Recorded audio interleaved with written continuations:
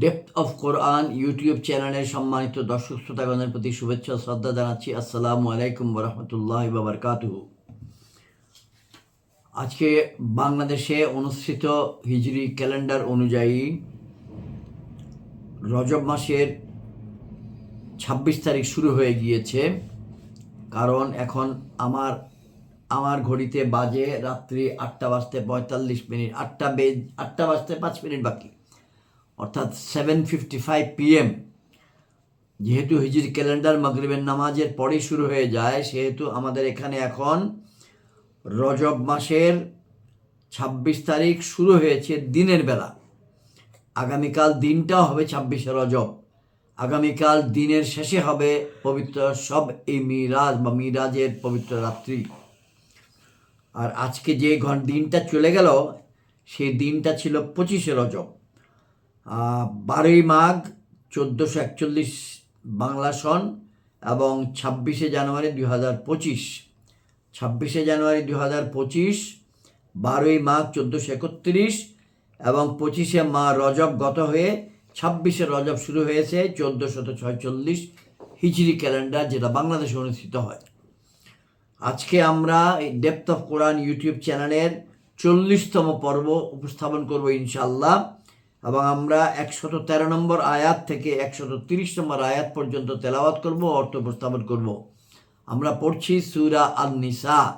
সূরা নিসা, এটা ৫ নম্বর পারার শেষের দিকে আমরা আছি পবিত্র কোরআনের, এবং ইনশাআল্লাহ আগামী পর্বে ৪১তম পর্বে সূরা নিসা ৫ নম্বর পারা শেষ হয়ে যাবে।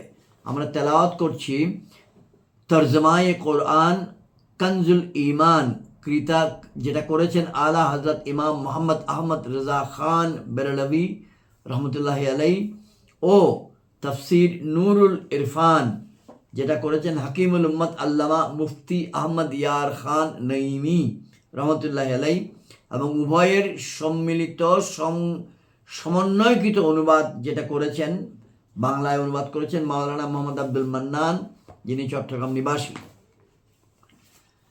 আমরা ১৭৩ নম্বর আয়াত থেকে শুরু করব। তার আগে আমরা পবিত্র দরুদ শরীফ তেলাওয়াত করে নেই।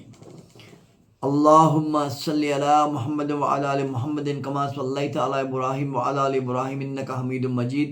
আল্লাহুম্মা বারিক আলা মুহাম্মাদ ওয়া আলা আলি মুহাম্মাদিন কামা বারাকতা আলা ইব্রাহিম ওয়া আলা আলি ইব্রাহিম ইন্নাকা হামিদুম মাজিদ। আউযু বিল্লাহি মিনাশ শাইতানির রাজীম। বিসমিল্লাহির রহমানির রহিম। ওয়ালাউলা ফাদলুল্লাহি আলাইকা ওয়া রাহমাতুহু লাহাম্মাত তাইফাতুম মিনহুম আন ইউদিল্লুক ওয়া মা ইউদিল্লুনা ইল্লা আনফুসাহুম ওয়া মা ইয়াদুররুনাকা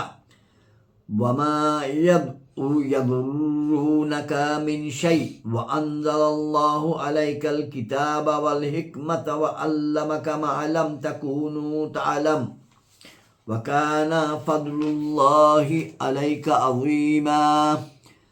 লা খাইরা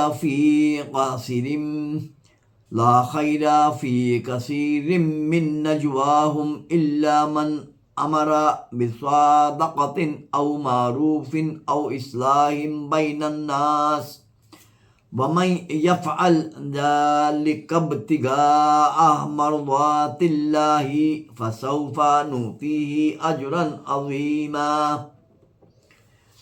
ওয়া মান ইউশাকিকির রাসূলা মিন বা'দি মা তাবায়্যানা লাহুল হুদা ওয়া ইয়াত্তাবি গায়রা সাবিলিল মুমিনিনা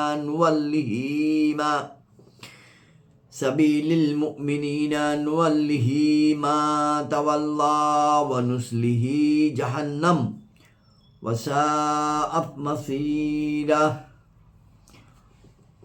ইন্নাল্লাহা ইয়াগফিরু আন ইউশরাকা বিহি ওয়া ইয়াগফিরু মা দুনা যালিকা লিমান ইয়াশা ওয়া মান ইউশরিক বিল্লাহি ফাকাদ দাল্লা দালালাম বাঈদা। إن يدعون من دونه إلا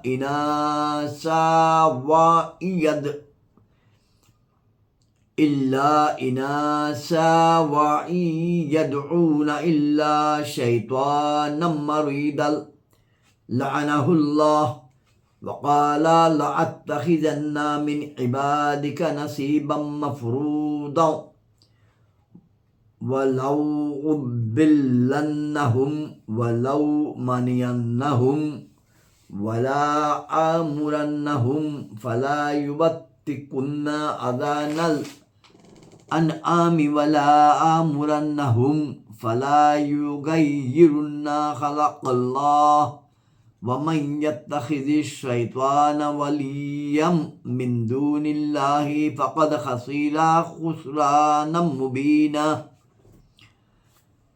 يعدهم ويمنيهم وما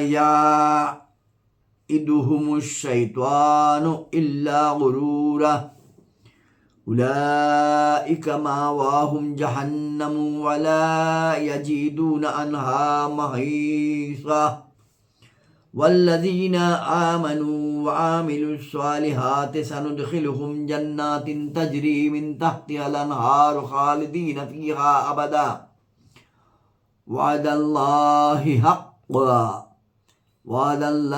حقا ومن أصدق من الله قيلا ليس بأمانيكم ولا أماني أهل الكتاب من يعمل سوءا يجزى به ولا يجد له من دون الله وليا ولا نصيرا ومن يعمل من الصالحات من ذكر أو أنثى وهو مؤمن فأولئك يدخلون الجنة ولا يظلمون نقيرا ومن أحسن دينا ممن أسلم وجهه لله وهو محسن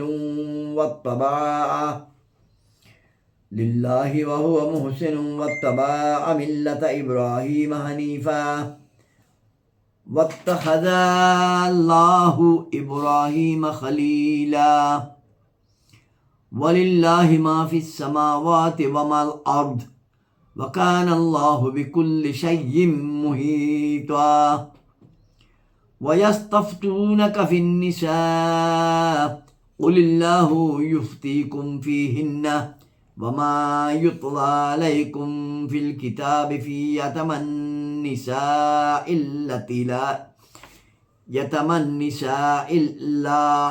لا تتنهن ما كتب لهن وترغبون أن تنكحوهن والمستضعفين من الولدان وأن تقوموا لليتامى بالقسط وما تفعل من خير فإن الله كان به عليما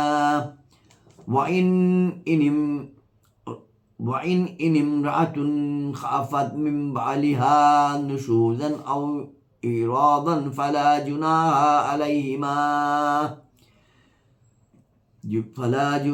عليهما أن يصلح بينهما صلحا والصلح خير وأحضرت الأنفس الشح وإن تحسنوا وتتقوا فإن الله كان بما تعملون خبيرا ولن تستطيعوا أن تعدل بين النساء ولو حرصتم فلا تعملوا كل الميل فتذرها كالمعلقة وإن تصلح وتتقوا فإن الله كان غفورا رحيما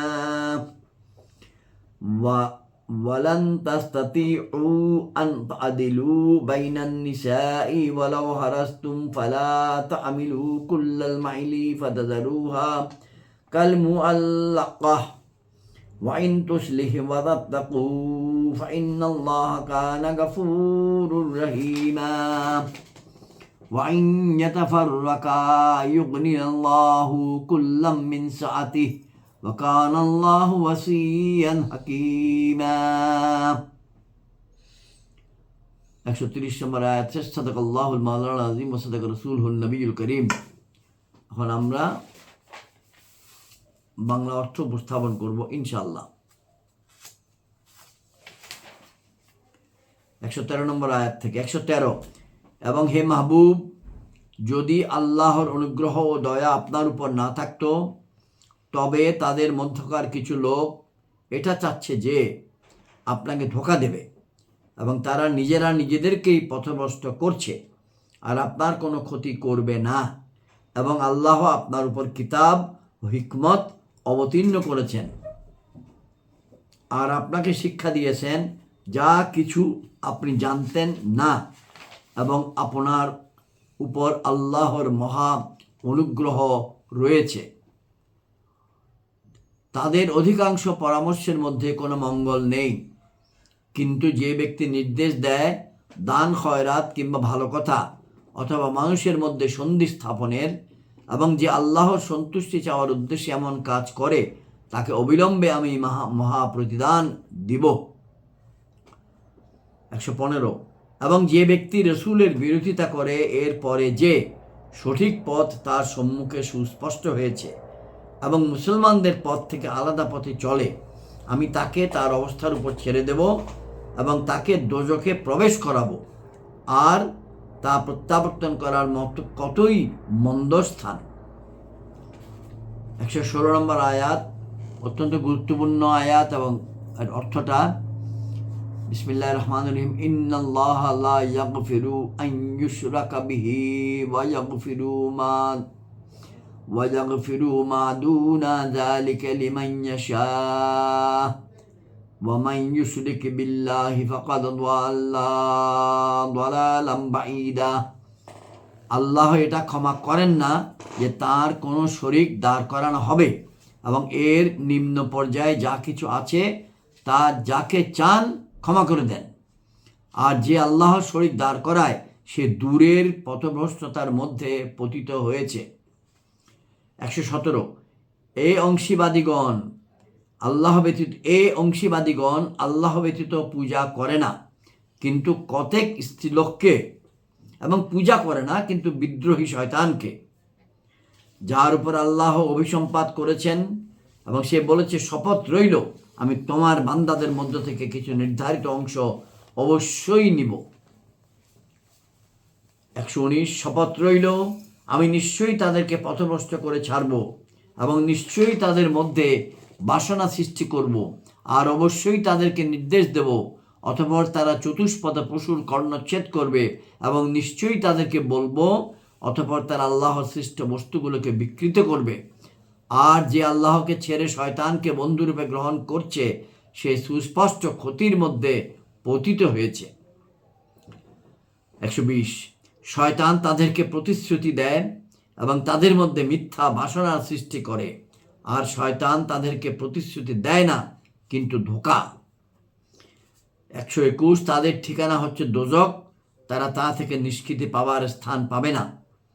122, এবং যারা ঈমান এনেছে এবং সৎকাজ করেছে, অবিলম্বে আমি তাদেরকে বাগানসমূহে নিয়ে যাব, যেগুলোর পাদদেশে নহরসমূহ প্রবাহিত, সদা সর্বদা তারা সেগুলোর মধ্যে থাকবে। আল্লাহর প্রতিশ্রুতি সত্য, এবং আল্লাহ অপেক্ষা কার কথা অধিক সত্য। 123, কাজ না তোমাদের খেয়াল খুশি অনুসারে এবং না কিতাবীদের কামনা অনুসারে, কাজ না তোমাদের খেয়াল খুশি অনুসারে এবং না কিতাবীদের কামনা অনুসারে। যে ব্যক্তি মন্দ কাজ করবে সে তার প্রতিফল পাবে, এবং আল্লাহ ব্যতীত নিজের জন্য না কোনো অভিভাবক পাবে, না কোনো সাহায্যকারী পাবে। এবং যে ব্যক্তি কিছু সৎ কাজ করবে, পুরুষ হোক কিংবা নারী, আর যদি হয় মুসলমান, তবে ওই সব লোক জান্নাতে প্রবেশ করবে এবং তাদেরকে অনুপরিমাণও কম দেওয়া হবে না। 125, এবং ওই ব্যক্তি অপেক্ষা কার দিন উত্তম, যে আপন চেহারা আল্লাহর জন্য ঝুঁকিয়ে দিয়েছে, এবং সে হয় সৎকর্মপরায়ণ ও ইব্রাহিমের দ্বীনের অনুসরণ করেছে, যে প্রত্যেক প্রকার বাতিল থেকে পৃথক ছিল, এবং আল্লাহ ইব্রাহিমকে আপন ঘনিষ্ঠ বন্ধুরূপে গ্রহণ করেছেন। 126, আর আল্লাহরই যা কিছু আসমান সমূহে রয়েছে এবং যা কিছু জমিনের মধ্যে, আর প্রত্যেক বস্তুর উপর আল্লাহর ক্ষমতা রয়েছে। 127 এবং আপনার নিকট নারীদের সম্পর্কে ফতোয়া জিজ্ঞাসা করছে, আপনি বলে দিন আল্লাহ তোমাদেরকে তাদের সম্পর্কে ফতোয়া দিচ্ছেন এবং তাও বলে দিচ্ছেন যা তোমাদের নিকট কোরআনের মধ্যে পাঠ করা হয় ওই এতিম কন্যাদের সম্পর্কে যাদেরকে তোমরা প্রদান করছো না, যা তাদের জন্য নির্ধারিত রয়েছে, এবং তাদেরকে বিবাহাধীন আনতেও বিমুখ থাকছ, আর দুর্বল শিশুদের সম্বন্ধে, এবং এটাও যে এতিমদের প্রতি ন্যায় বিচারের উপর প্রতিষ্ঠিত থাকো, এবং তোমরা যেই সৎকর্ম করো আল্লাহ সে সম্বন্ধে অবহিত রয়েছেন। 128 এবং যদি কোনো নারী আপন স্বামীর দুর্ব্যবহার অথবা উপেক্ষার আশঙ্কা করে তবে তাদের জন্য এতে গুনাহ নেই যে পরস্পরের মধ্যে আপোষ নিষ্পত্তি করে নেবে, আর আপোষ নিষ্পত্তি উত্তম, এবং অন্তরসমূহ লোভ ও লিপ্সার ফাঁদে আটক রয়েছে। আর যদি তোমরা সৎকর্ম খোদাভীরুতা অবলম্বন করো তবে তোমাদের কর্মগুলো সম্পর্কে আল্লাহ খবর রাখেন। 129 এবং তোমরা কখনো স্ত্রীদেরকে সমানভাবে রাখতে পারবে না, যতই ইচ্ছা করো না কেন। তখন এমন যেন না হয় যে এক স্ত্রীর দিকে সম্পূর্ণরূপে ঝুঁকে পড়বে, যার দরুন অপর স্ত্রীকে ঝুলানো অবস্থায় রেখে দেবে। এবং যদি তোমরা সৎকর্ম খোদাভীরুতা অবলম্বন করো তবে নিশ্চয়ই আল্লাহ ক্ষমাশীল দয়ালু। 130 এবং আজকের জন্য শেষ আয়াত। এবং যদি তারা উভয়ে পরস্পর পৃথক হয়ে যায় তবে আল্লাহ তাঁর প্রাচুর্য দ্বারা তোমাদের প্রত্যেককে অপরের দিক থেকে অভাবমুক্ত করে দেবেন, এবং আল্লাহ প্রাচুর্যময় প্রজ্ঞাময়। সাদাকাল্লাহুল মাওলানা আযীম ওয়া সাদাকা রাসূলুহুন নবিয়্যুল করিম। আজকের জন্য শেষ। আসসালামু আলাইকুম ওয়া রাহমাতুল্লাহি ওয়া বারাকাতুহু।